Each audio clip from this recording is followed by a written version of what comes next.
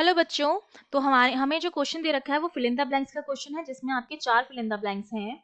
और change in pressure and volume of a gas dash called dash, in such a change there is dash between dash and dash. 1 2 3 4 5 5 आपके fill in the blanks है इस sentence में, और आपको बताना है कि कौन सा ऑप्शन करेक्ट है, कौन से ऑप्शंस जो हैं वो यहाँ पर फिल इन द ब्लैंक्स में आएंगे। तो देखो, इस क्वेश्चन को करने के लिए हमारा जो की कॉन्सेप्ट है उसमें हमें पता होना चाहिए कि अगर हमसे बात की जा रही है प्रेशर की, वॉल्यूम की, टेम्परेचर की, गैस की, इसका मतलब केटीजी है, काइनेटिक थ्योरी ऑफ गैसेस की बात की जा रही है, या हम कह सकते हैं कि हमसे बात की जा रही है थर्मोडायनेमिक्स की। ठीक है, एंड थर्मोडायनेमिक्स दोनों में ही एक जो फॉर्मूला है वो हमें पता होना चाहिए, जिसको हम आइडियल गैस इक्वेशन कहते हैं, which is PV equals to N R T. ये इक्वेशन जो है वो बहुत यूजफुल होगी उस क्वेश्चन को सॉल्व करने के लिए।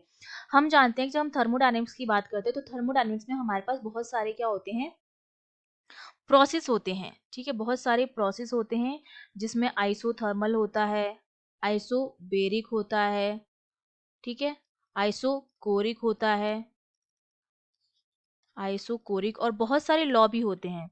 ठीक है, एडियाबैटिक होता है, और इसके साथ साथ बहुत सारे लॉ होते हैं, जैसे चार्ल्स लॉ होता है, बॉयल्स लॉ होता है। इन सारे प्रोसेसेस में और इन सारे लॉज में हम बात करते हैं प्रेशर की P, वॉल्यूम की V और टेम्परेचर की T, क्योंकि N जो है नंबर ऑफ मोल्स हैं जो किसी भी एक गैस के लिए कांस्टेंट रहते हैं, और R जो है वो यूनिवर्सल गैस कांस्टेंट है। तो इसमें कहा जा रहा है कि अगर हम किसी गैस के प्रेशर और वॉल्यूम में चेंज कर रहे हैं, और अगर हम टेम्परेचर को प्रेशर और वॉल्यूम में हम क्या कर रहे हैं, चेंज कर रहे हैं, और टेम्परेचर में अगर कोई चेंज ना करें, विदाउट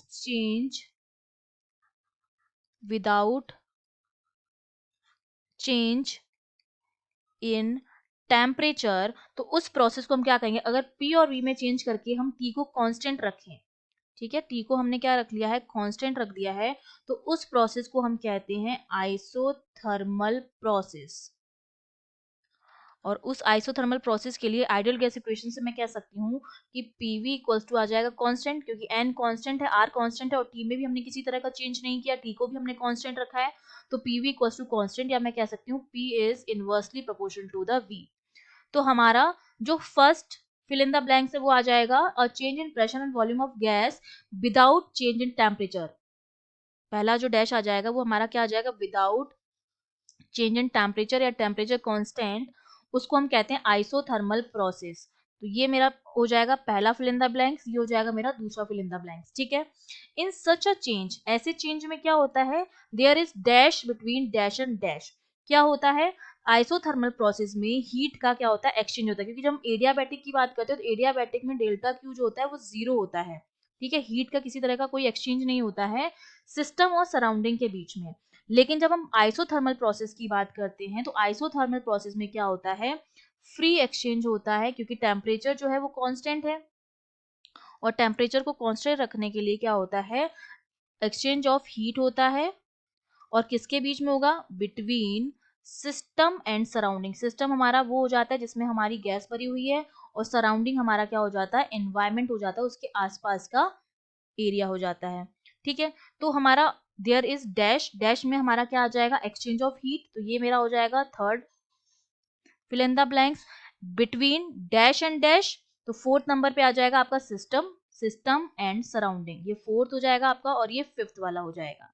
ठीक है, तो अब अगर मैं पूरे सेंटेंस को पढ़ूं तो मैं क्या पढ़ सकती हूँ, a change in pressure and volume of a gas without changing in temperature, पहला called isothermal process. In such a change there is free exchange of heat between system and surroundings. तो ये हमारा पूरा पूरा सेंटेंस हो जाएगा। I hope you understood well, all the best.